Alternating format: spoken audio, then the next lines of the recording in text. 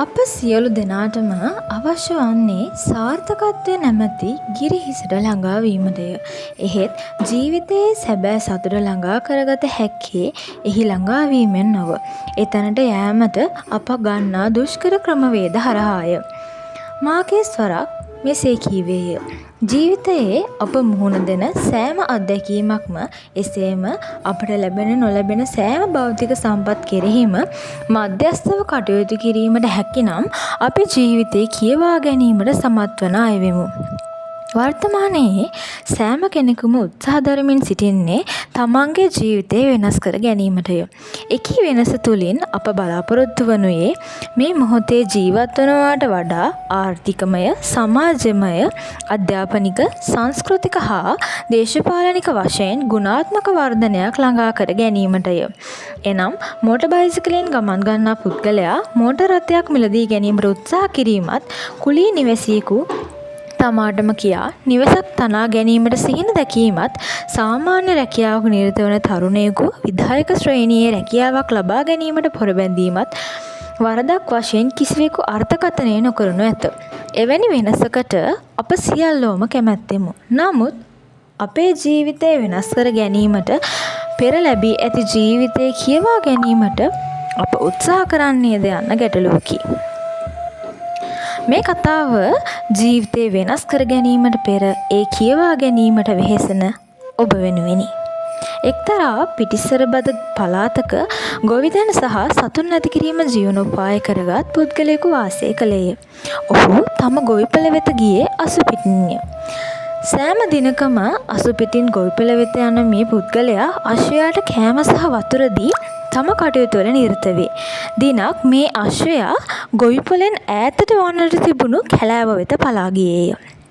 අශ්වයා සෙවීමට එතරම් උත්සාහයක් නොගත් මේ පුද්ගලයා ගොවිපළෙහි වැඩ කටයුතු අවසන් වූ පසු පයින්ම තම නිවෙස කරා ගමන් කළේය. මේ පුද්ගලයා අශ්වයා කැලෑවට පලා ගිය බව දැනගත් අසල්වැසින් මොහුට දෝෂාරෝපණය කරන්නට විය. අපරාධේ, හොඳ අශ්වයා මේ කාලකන්ණි මිනිහට ඌව ආරක්ෂා කරගන්න බැරි වුණානේ.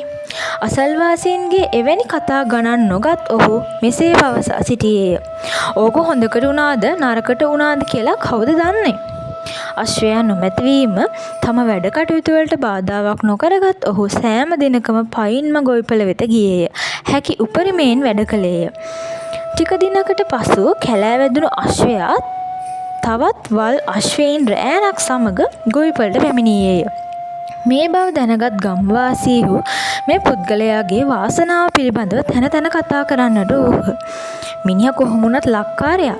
හිටියේ එක අශ්වයයි. දැන් අශ්වයෝ කී දෙනෙක්ද? අසල්වාසීන්ගේ සුබ පැතුම් හමුවේ මේ පුද්ගලයා කියා සිටියේ පෙර කී කතාවමය.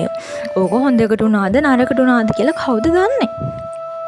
මේ අතර වල් අශ්වයෙකු පිට යෑමට උත්සාහ කළ ගොවිපළ හිමිකරුගේ එකම පුතා ඌ පිටින් වැටි කකුලක් කඩා ගත්තේය. මේ බව දැනගත් අහල පහල මිනිසුන් මේ පුද්ගලයාට එලි පිටම බැන වැදුනේය. තිබ්බ තණ්හාවට වල් අශ්වයෝ ටික කැලෑවට පන්නන්න නැතුව ගේ අසදාගෙන හිටියා. අපරාධය අර තරුණ කොල්ලා නිකරුණේ අබ්බගාතයෙක් වුණා. මහ මිනිහාගේ වැරදි තමයි මේ දේවල්. තමන්ට බැනවදින පුද්ගලයන්ට සුපුරුදු පරිදි මේ පුද්ගලයා ඕක හොඳකට වුණාද නරකට වුණාද කියලා කවුද දන්නේ යයි කියා සිටියේය. මේ වකවානුවේදී රටට විශාල සතුරු කරදරයක් එල්ල වී මහා යුද්ධයකට සූදානම් වීමට ආබාධිතයකින් තොරව සිටින ගම්වල සිටින තරුණ තරුණයන් හමුදාවට බඳවා ගැනීමේ වැඩපිළිවෙලක් ආරම්භ වී තිබුණි. එම පළාතරදී පැමිණි නිලධාරීහු ප්‍රදේශයේ ආබාධ රහිත සියලු තරුණයන් රැගෙන ගියහ. පළාතටම තරුණයෙක් ලෙස ඉතිරි වූයේ කතානායකගේ පුතා පමණි. අනේ මේ මිනිස්සයා නම් කොච්චර වාසනාවන්තද? අපේ දරුවොත් යුද්ධෙට බිලි වෙයිද දන්නේ නැහැ. මොහු කතානායකගේ වාසනා මහිමය ගැන කතා කරන්නට ඌහ. ඉතින් ඕක හොඳකට වුණාද නරකට වුණාද කවුද දන්නේ යයි සුපුරුදු පරිදි මද සිනාවකින් මුවග නගාගත් අප කතානායක පැවසීය.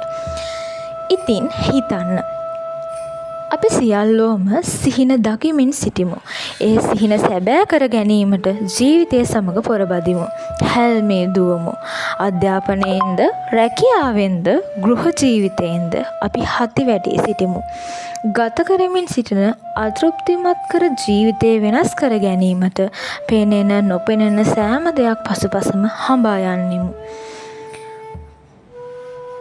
සංවර්ධන දේශකයින්, ධනාත්මක චින්තකයින් මතු නොවන දේවාලද අපි අතරට පැමිණ ඇත්තේ මේ නිසාය. මේ සියල්ල පසුපස යෑමට ප්‍රථම අප මදකට නතර වී ලැබ ඇති ජීවිතය හැකි පමණින් කියවීමට වැරදරමු. එයයි සාර්ථකත්වය. උපුටා ගැනීම ශක්තික සත්කුමාර මහතාගෙනි.